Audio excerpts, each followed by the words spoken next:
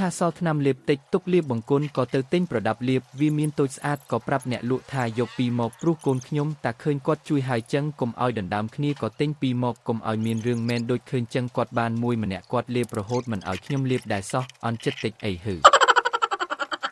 ក្រៅពីដេកបើកភ្នែកទៅធ្វើសំណងមួយពីរចង់មិនចង់ធ្វើសំណងបងលុយអង្គការជា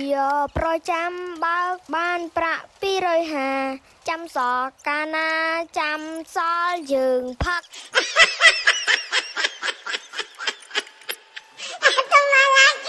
តោះបងប្អូនទៅស្ដាប់គាត់កែចម្រៀងគេវិញម្ដងក្រៅពីដេកបើកភ្នែកទៅធ្វើសំណងមួយពីរចង់មិនចង់ធ្វើសំណងបើកលុយពីប៉ា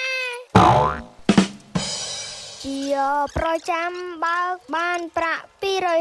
250បើកពីប៉ាកាណាយកញាត់កូនជ្រូកមួយពីរតយើងធ្វើ